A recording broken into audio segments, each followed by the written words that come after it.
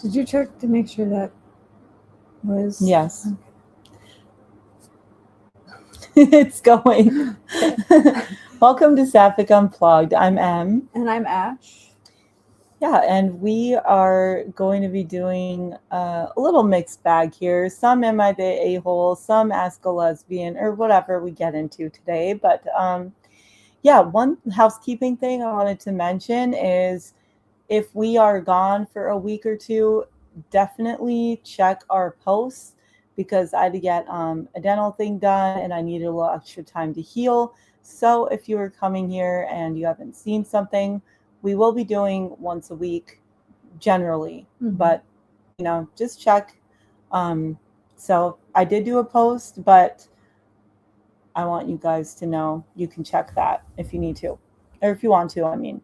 Okay, so anyways, we are going to be reading one right now that says how to know if the relationship is over, how to know if it's the end.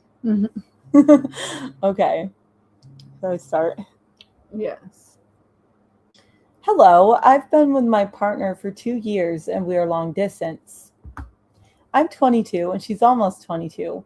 For the last about a year, my girlfriend has been progressively getting more depressed. This is due to multiple factors, including her social life, family life, and gender identity, work, etc. Through our whole relationship, I feel like I've been the one to constantly check in on her emotions, to provide as much love and support and care as I can. She was reciprocal of this in the beginning, like she was reciprocal to my romantic slash, you know the word, it's YouTube, I can't say that out loud, advances, intimate advances. I can say that. These days, it's much different. Dot dot dot. It seems like rarely. It seems like she really wants my attention, or when she does, it's only on her schedule.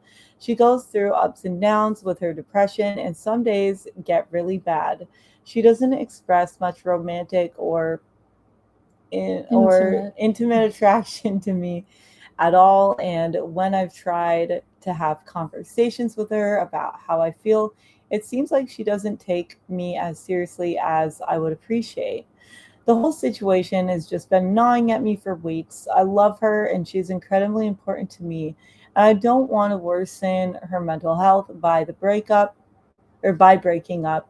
Like I said, in some day like I said, some days are really good and I feel really happy in our relationship, but oftentimes it just feels like she is with me out of obligation rather than actually loving me. I don't know if this is all due to the depression or if she's actually fallen out of love and attraction to me. I don't have any friends, and she is someone I talk to every single day. Or I don't have many friends, and she is someone I talk to every day. I have given a lot and sacrificed a lot to be in this relationship and keep us together throughout hard things. I'm just so lost. I want to stay, but I don't want things to get better. Oh, but well, of course, I want to stay, but I don't want things. Well, am I But I reading that? don't. It says, I want to stay, but I don't, period. Oh, I want things to get oh, better. I missed the period part, Yeah, but that is it's okay. confusing. My glasses are dirty and I don't Yeah, want to take it's- them off to clean them. It's Anyways, okay. I want things to get better, but I don't know if they will. I've tried communicating my needs to her, desiring more romance, intimacy, but it just feels like it goes in one ear and out the other. I guess I'm looking for advice or support. This is the first ever relationship and I feel really lost. Oh, this is my first relationship. Yeah, I thought so. By the way, she's talking. Let's see what the comments. But what do you think? Do you mind scrolling back up so I can kind of? Yeah, that's fine. We can go over comments after. Yeah. I like to not cloud my judgment too, so that's a good idea. Yeah. Well, I don't think the relation. I don't think it. I don't know, man. This is kind of.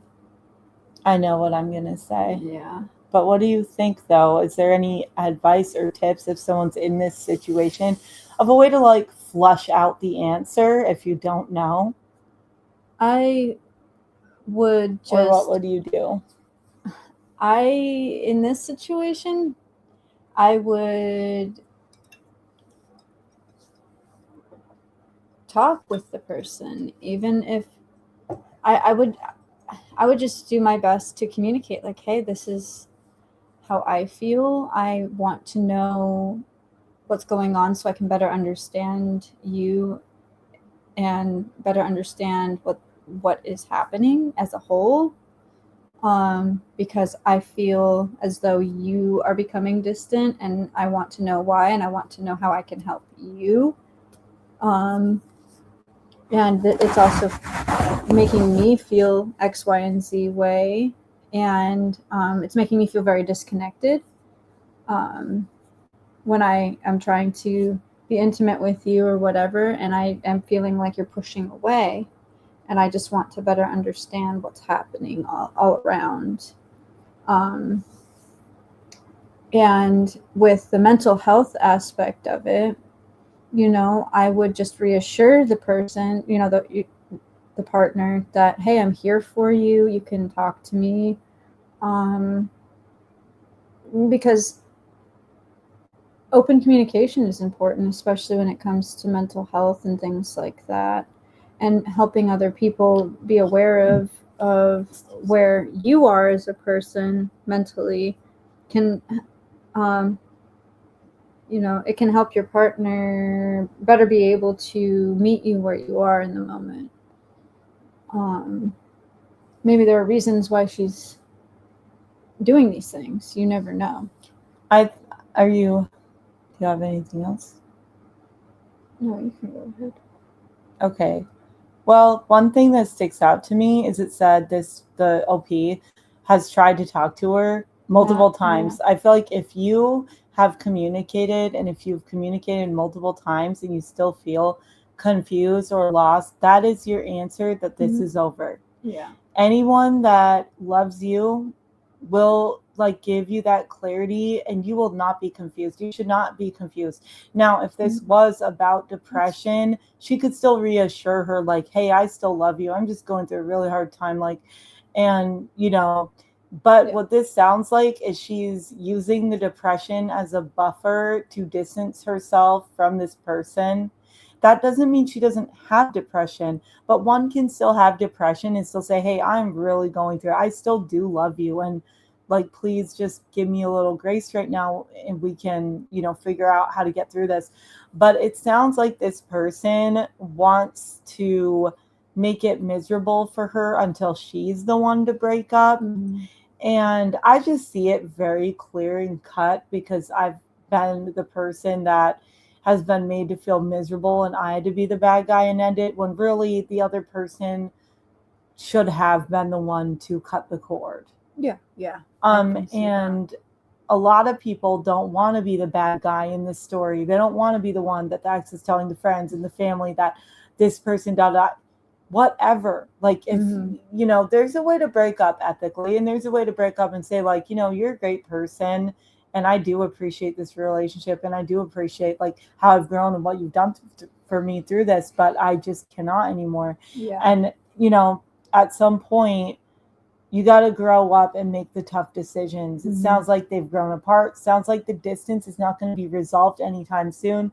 Maybe that is a big factor here, where, in the beginning, she had more faith in that could be resolved, and she put more into this. But now, as the time's gone on, maybe she's just sick of the distance and has depression, and kind of it's got things going on. Maybe they met somebody, because there is distance and you really don't know. It's easier for someone to hide that. I'm not saying for sure they're cheating, but maybe they've gotten a crush. Maybe they have wandering eyes. You never know. And there could be a myriad of reasons all combining to make this perfect storm happening. I think the OP needs to break up, cut the cord. Don't give them a second chance to keep, not even a second chance. Sounds like they've given them multiple chances. I think you've communicated a lot, and you're young. Why stay and be miserable? So my advice is a bit different. I guess mine just comes from a place of trying to understand. I agree with what you're I saying. think she's already tried to, though. I agree with what you're saying wholeheartedly, for sure. With, you got to have self-preservation in this aspect and do what's best for you in this regard, and think about the fact that you have really tried to, like, the OP has really tried to um talk and figure things out because they care and they love the person. But there's only so much that you can do in that regard, for sure. And until it gets to be maddening, or not really maddening, but it gets to a point where you're like, okay, like, this is not going anywhere, and I'm doing myself an injustice by continuing to hurt myself by being in a relationship with someone who obviously doesn't want to fix things. Yeah, it sounds really one-sided, and it sounds like, even if here's something I had to learn, because these people are really young. Even if someone has, and I had to learn it multiple times, so this is no judgment. And actually, I had to learn it when I'm older, so this can happen regardless. But something that you do learn as you get older is time is precious. You don't get it back. And if someone may have legitimate reasons for why they're acting the way they're acting, but it does not mean that you need to be along for the ride. Just because you're ending it doesn't mean you have to, like, hate them or that they're a bad person or overly moralize it. Maybe you're just not compatible anymore, and that person isn't gonna figure their stuff out unless they have to. And it sounds like, a lot of times a breakup actually does cause someone to be more reflective and to go and take care of things that they put on the back burner. Mm-hmm. And that's something OP has to do too for themselves. And when you're younger, you kind of have more time to waste, in the sense that you might give people more of a chance and another chance and another chance. Yeah. And you might create some bad habits doing that all the time. I think now is the time to go. Well, and seeing as this is their first relationship, what I would do in this aspect is I would use this relationship as an example, or I would see, I would look back on it and see, okay, this has happened to me. This is my experience in this first relationship, and I've learned X, Y, and Z about myself and about, like you were saying, the reflection. Reflect on what you've learned to use that going forward. Since you are so young, use that going forward into future relationships with other people. So, and it'll help you learn, and it'll teach you how to pinpoint certain things. You can say, hey, I recognize this certain behavior from this first relationship, and I am not okay with that, and I don't want to put myself in that position again. It kind of gives you the tools and the knowledge going forward, as most relationships have.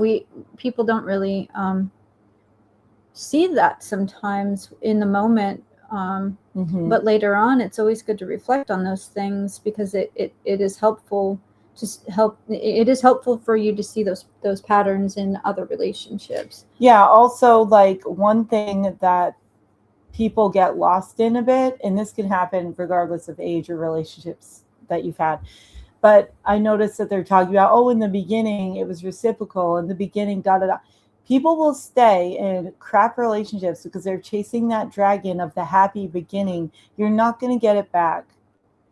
Now, if things are starting to slip and you talk to someone and they really care, they're going to step up and put the effort, and you can have a new great phase of your relationship that can be a beautiful chapter. But like this, reflecting on how great the beginning is, it doesn't serve anyone. And I've made that mistake too. I'm not judging for it, but we need to stop with that, because that gets us wasting time and things that are no longer good for us. Anyways, I think we have pretty good, pretty good points here. We can scroll in the comments a little bit. Our advice is slightly different, but slightly I get where you're coming from. And also, depending on where you're at with this, you might want to cherry pick, some of that, or some of her ideas, some of mine, or whatever. But I do think, because she mentioned she already talked, I do think, like, there's only so many times you can really talk about things. Yes. Here's some comments. Some people have some ideas, but a lot of people are just saying they're sorry she's going through it. Mm-hmm.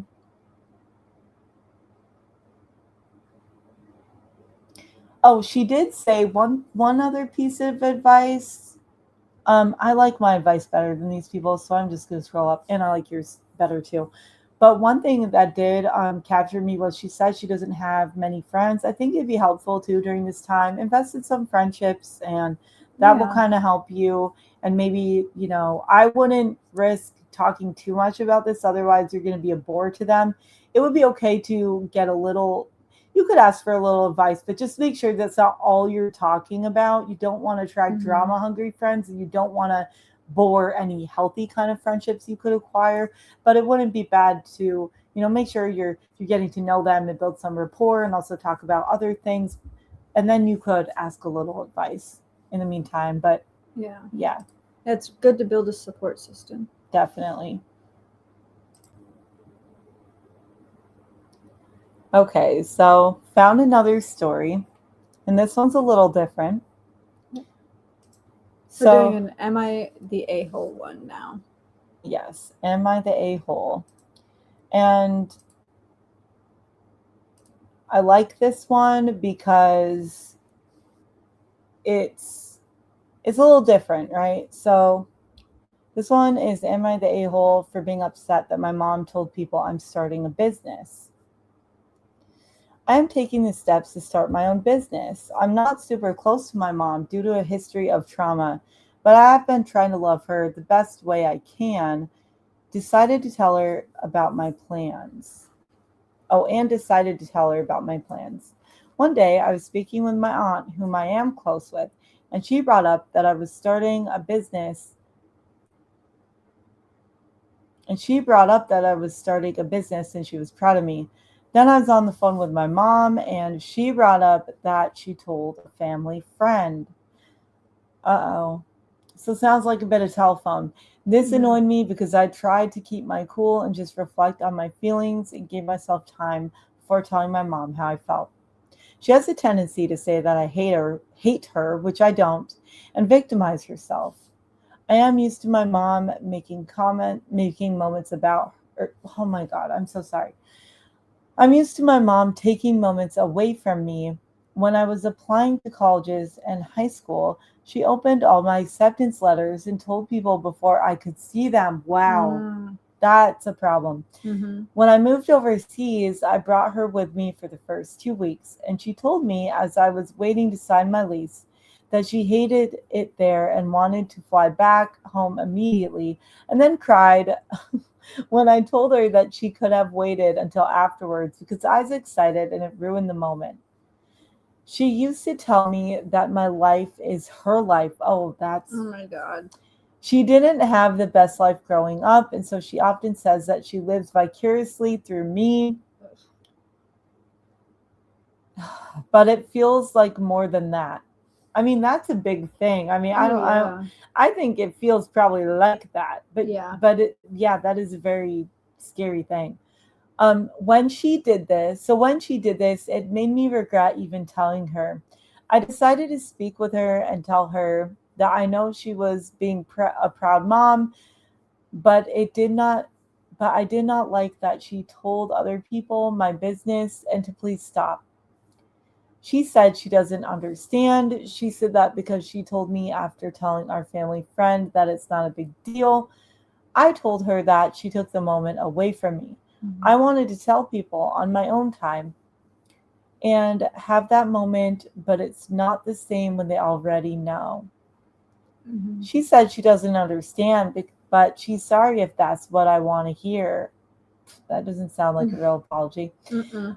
I told her I wanted her to hear me out and know that I am setting a boundary that she needs to keep what I'm doing to herself. And if she cannot, then I'll no longer tell her anything about my process other than personal things. You shouldn't even. Wait, I will no longer tell her anything about my process or other personal Okay. things about my Okay, life. okay. Sorry, there's a lot of run on sentences. She began crying and saying that she didn't do anything to hurt me and she is surprised by me bringing this up. And I should have said that she couldn't tell people when I told her about my plans. I told her that I shouldn't have had to tell her not to, but she kept saying that I should have told her and she wouldn't have done it otherwise if she knew it was a problem. I couldn't keep talking to her because she just kept crying and saying that if I didn't, oh my God, and saying that I should have done instead. She kept crying and saying what I should have done instead of acknowledging that what she should have done. I'm sorry, sometimes the way people type is really hard. Yeah. She just kept repeating herself. It sounds like that she's like, oh, you should have told me if I couldn't tell people. Or what she should have done. Yeah. She basically, it's like, oh, you should have just ordered me to. Basically, I would have obeyed orders, but you didn't give me any, so it's on you. That's the vibe I'm getting here. Now my stepdad is frustrated with both of us because she told him that I'm mad at her for no reason, and now he's trying to tell me just to let her feel that she is right. Now I feel like there's no one considering my feelings, and they only want me to make my mom happy. I don't want to do that. Okay, so this is pretty simple that you're not the asshole. No. However, you do know the type of person she is going forward to make your life easier. And I understand you shouldn't always have to say this. However, to make your life easier going forward, if you so choose to tell her about your life events and things you're accomplishing and goals you're doing for yourself and milestones you're hitting, I would going forward say, could you wait to tell people because I would like to be the first person to tell people. Then what you should do is watch and see if she will oblige by that. Like if you do tell her not to and she follows that, then you'll know that she's at least willing to compromise with you in the sense that she does care to listen. If you tell her to wait to tell people and she still resumes this behavior of telling people and not giving you the chance to be the first person, that tells you to not really share these milestones anymore. I would test this with things a little less important than like maybe the business thing. Maybe beta test this idea on something a little minor so that when if she does I don't want to say disobey because that sounds harsh. I almost said that. But if she does break that boundary, it would be something a little more mild, but it would still give you that warning signal to then not tell her the big things. And I've had to do this with people in my life, and I've done this like kind of like almost, I don't want to say test, but it's for your own good, and it's something that you don't want to have to do, but that you should do for your own safety and protection and your own mental health and well-being. And so I would say, yeah, if she breaks that boundary after you telling her to wait to tell people till you have a chance, that will tell you to distance further. If she listens and she actually does care about that, then that can tell you that this is something you can work on with her. With a mom that has a tendency to victimize herself, because I have one, she used to do this to me all the time, I wouldn't even bother. Because a mother like that who's trying to live vicariously through their child and who gets jealous of them when they're doing anything positive for themselves is a mother that is going to not have any care about your boundaries. Yeah. And they're not going to let you have anything good because it's going to be like, well, what about me? I'm your mom. Well, I'm just providing an answer for anyone that isn't quite ready to go no contact, because going no contact is a very, it is a big step to do, and it is a tough thing to do. And it sounds like this girl's had a lot of things happen, and it hasn't pushed her to go no contact yet. So I do feel like, I don't know if she's ready to go no contact. Well, with the way that she's describing, especially with the second paragraph, with the way she's describing things, I would have at least put some distance between me and my mom at that point if I was in that position, because that's not okay behavior. I would too. And trust me, I was in a situation like that with my mom for a long time, and I couldn't in that moment, or even for a period of time, put distance between me and her because there was not any possible way for me to. But that's I did why I'm kind take of a providing, moment, you know. that's why I I'm did take a step providing back. another, that's why I'm providing an alternative Yeah, route, because yeah. sometimes people can't go no contact. And look, Yeah. I shared in the last episode, like, I grew up in a crazy religion. Like, I have had to done the distance thing. I've had to have strict boundaries. I've gone no contact for a period of time. So I've done a myriad of things, and I don't think it's wrong to go no contact if you have to, but also distancing yourself is another idea. Yeah, start at distancing, and then if you feel like you need to go no contact, go no contact. I know it's your mom, I know it's a family member, but if they're affecting you and they're becoming increasingly upset and blaming you for it all and making it your fault that they feel this way, and they're just like shifting it into them being upset with you for a basic boundary, that goes for anybody. It doesn't even have to be a parent. That goes for anyone. Like, you can say, no, I'm not okay with that. Like, you get upset that I'm placing a boundary. Well, that shows me that you're not willing to respect my boundary. But what does distancing look like? I mean, I understand, because I know your experiences, but maybe cut down the amount of phone calls you have with them, or information too. You could have casual phone calls where you're just kind of shooting the shit, so to speak, but not anything deep, personal, life events. You could just kind of talk a little more breezy and casual and not as personal. Yeah. And if she tries to bring something up or ask you about something or whatever pertaining to a certain thing, like a business or whatever, you don't have to entertain it. You don't have to feel obligated to entertain that and say, Mom, I don't want to talk about that. I'm not comfortable talking about that with you. And that's how I feel. And if she has a problem with it, you have the power to hang up on her or say, Mom, I'll call you back later. I don't want to talk about this with you. And I place that boundary. Yeah. So that's another boundary you can place for yourself, is that you're not going to allow her to coerce you or force you into having a conversation about something that she's going to turn into all about her and all of that, and make it into her being jealous of the fact that you're being successful, or that you're successful, or whatever, or that you're trying to do something good for yourself. Less phone calls is a good idea too. That's what I had to do. I had to do that for a while when I was in my 20s and stuff, because anytime a good thing would happen to me, my mom would it was like that misery loves company kind of thing, but it was also like she was jealous that a good thing was happening to me because her life was so shit at the time. And it would like basically turn into, oh, I don't want to hear about it, or she would turn it into, oh, but what about me, blah blah blah blah blah. I should have good things happening to me too, and like just break down very toxic. And it made me feel like I couldn't share like positive things with her. And that I want to preface that by saying that since that was a very long time ago, things are, I've grown as a person. I've done healing and whatever. My mother, same thing, healing, whatever. She's a total 180 from things that have happened. There's still but also you couldn't have predicted that. And I think doing those things help to change the dynamic and expectations of things. Yes. Also, is she blowing up your phone? Like, how much are you communicating?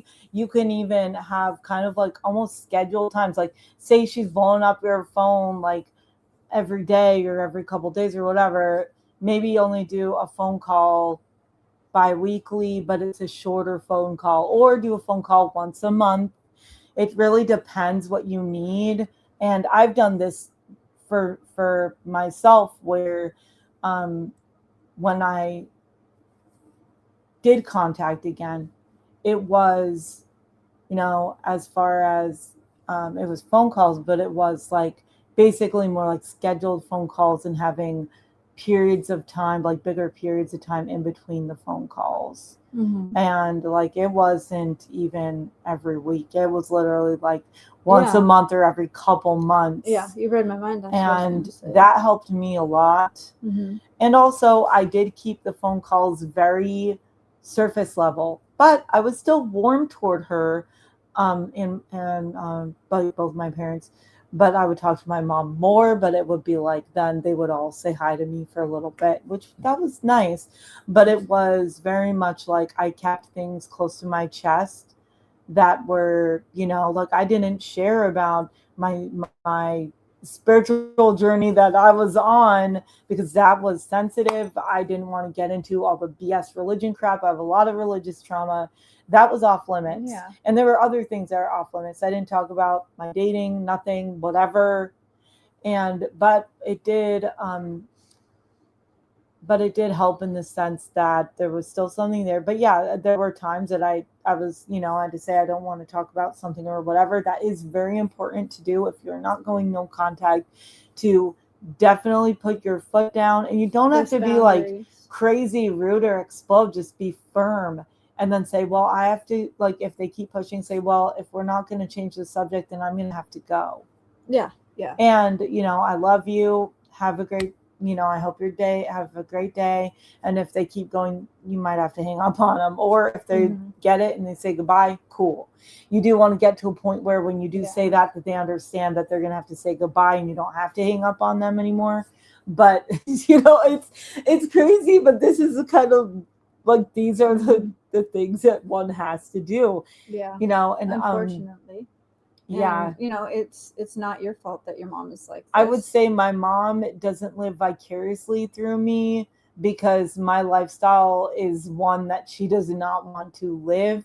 I would say she more like would guilt trip me about not being the kind of child and daughter that she would want. She has voiced that in many different ways. I won't get into them because I don't want to be too personal. But basically, obviously, I've left the religion many years ago. There's been things that have come up even recently that I thought that we would have been like further along than this. So I am still navigating, just putting boundaries because for a long time there was distance and I would see them for holidays and I would have phone calls, but there was like, a distance. I mean, you could drive it in a day, but it's a pretty long distance.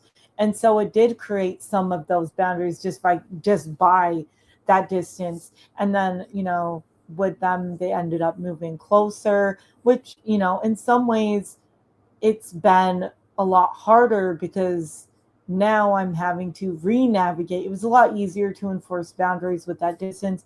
And I still enforce boundaries, but there's still some growing pains with they're having to realize just how different my life is and just that they can't. And I would say they're not actively trying to interfere with it, but there are opinions and there's this and that. And I'm still having to navigate with them. With my siblings, they've always kind of known I march to the beat of my own drum, and I have siblings that are non-religious and I have siblings that are still religious. But with my siblings, we've kind of, the older we've gotten, we've all kind of accepted that we are very different and that's okay. We don't have to be the same. But there are siblings that probably do have their negative opinions or just not as rude or, whatever about it. Yeah. And, don't be afraid to place boundaries. And if those aren't met, you have the choice to say, and if it gets to a point where she gets to be too much, go no contact. Just say no. Yeah. And I don't have space for this in my life, and I'm trying to do something positive. And if you can't support that and you can't meet me where I am and accept my boundaries about not telling people and just, then I don't want to talk if that's the case. I don't want to tell you things. You're making me feel like I can't tell you things because you're walking all over me and walking all over, basically not paying attention to what I am communicating. And don't have room or space for that. Yeah, and I would also communicate, like, Mom, we are different people. I know it sounds silly Mm-hmm. to have to communicate that, but it said, like, she's like, your life is my life. And I Yeah, would just that's iterate fucking that, weird. like, no, my life is actually my Yeah. life. And yes, you're my mom. And, you know, like, obviously, I'm glad that I'm in this world because of you, but I'm my own person and you are your own person. And also, I wanted to say one more thing of when it comes to going no contact or contact, if you do need to go no contact, don't feel pressure that you have to forever. If you do have to always, like if you do have to do it going forward, that's okay. Don't feel guilt for that. Don't, don't. I went no contact for a while. But there are, with no contact, like content, because I've watched some of it, there is almost like this thing where it's like, there are people that kind of brag about it or how long or whatever. And it's like, do it for you and do it for the time that you need it for. And it's okay if it is not like indefinitely, but it is okay if it is. And it's about what you need to do for yourself and where you're at. Exactly. I have no contact with my bio dad, and for good reason. And I'm completely okay with that. And people tried to push me to have contact, and I said no. I'm doing it for me, and that's all that matters. But yep. Okay. Yeah, I think they got some advice there. And, I'll just scroll down to the comments. If you want to read them, you can. You don't have to read them. And, I sometimes the comments, it just takes a lot longer, but no, there's really not. But yeah, I mean, I hope that helps you or anyone in that situation. Yeah. Okay, well, I think that's going to be it for today. Just because I don't want these to be too long, but we will be back next week. I'm feeling a lot better, so that's great. But yeah, I don't want these to run too long. Maybe one time we'll be able to fit 3, but anyways, thank you for watching, and thank you for watching. Like, comment, subscribe, hype the channel because we're a new channel. If you do like what you're watching, it does matter to hype it because that will tell the basically YouTube will, suggest videos out more. And since we are new, like brand new baby channel, like we are infants here. And so that will help this channel to get recommended out there and stuff like that. I do think there is like a little gap when it comes to content, with people in our community. And so, even if you're not in the community, we love our allies and stuff too. And, so that's kind of, that's important to us. And so important to us. And so it will mean a lot to us. Yes. Anyways, we'll be back next week. Thank you for watching. Thank you for watching, y'all. Bye. Bye.